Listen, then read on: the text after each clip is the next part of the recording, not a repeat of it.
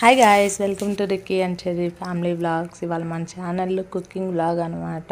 So చాలా basic ఇంగ్రీడియంట్స్తో చాలా సింపుల్గా బ్యాచిలర్స్ కూడా ప్రిపేర్ చేసుకునేలా చూపిస్తాను. చూడండి, ఒక ప్యాన్ తీసుకొని ఆయిల్ వేసేసుకోవాలి. అట్లనే మసాలా దినుసులు ఉంటాయి కదా, దాల్చిన చెక్క, లవంగాలు, మరాఠీ మొగ్గ అలాంటివి అవన్నీ వేసేసుకున్న తర్వాత అవి కొంచెం ఫ్రై అయిన తర్వాత పచ్చిమిర్చి, ఆనియన్స్ కూడా వేసేసుకోవాలి. అవి మంచిగా మిక్స్ చేసుకోవాలన్నమాట. మిక్స్ చేసుకున్న తర్వాత కరివేపాకు, కొత్తిమీర, మీ దగ్గర ఏ ఆకులు అలమలు ఉంటే అవన్నీ వేసేసుకోండి. పర్టికులర్గా ఇదే వేయాలని లేదబ్బా, ఏది ఉంటే అది వేసుకోండి. తర్వాత అల్లం వెల్లుల్లి పేస్ట్ వేసేసుకోవాలన్నమాట. 2 స్పూన్స్ వేసుకోండి. మీరు తినే క్వాంటిటీని బట్టి మీకు అర్థమవుతుంది కదా, జనరల్గా అలా వేసేసుకోండి.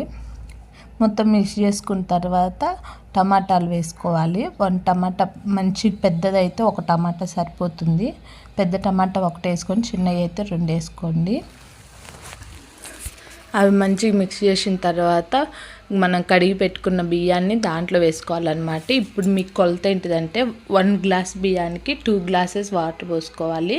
నార్మల్ వాటర్ అయితే, నార్మల్ రైస్ అయితే తర్వాత ధనియాల పొడి వేసుకొని మంచిగా మిక్స్ చేసుకొని ఆ రైస్ని కూడా దాంట్లో వేసేసుకోవాలన్నమాట. మొత్తం మిక్స్ చేసుకోవాలి. మిక్స్ చేసుకున్న తర్వాత వాటర్ని చెప్పాను కదా, మీరు 1 గ్లాస్ రైస్ తీసుకుంటే 2 గ్లాసులు వాటర్ తీసుకోవాలన్నమాట. అట్లా నేను ఇక్కడ 3 గ్లాసెస్ రైస్ తీసుకున్నా కాబట్టి 6 గ్లాసెస్ వాటర్ తీసుకున్నాను. దానికి తగినట్టు ఉప్పు వేసుకోవాలన్నమాట. ఉప్పు వేసుకొని మంచిగా మిక్స్ చేసుకోవాలి. చూడండి, ఇక్కడ నేను ఎట్లా మిక్స్ చేసుకున్నా అట్లా మిక్స్ చేసుకోవాలన్నమాట.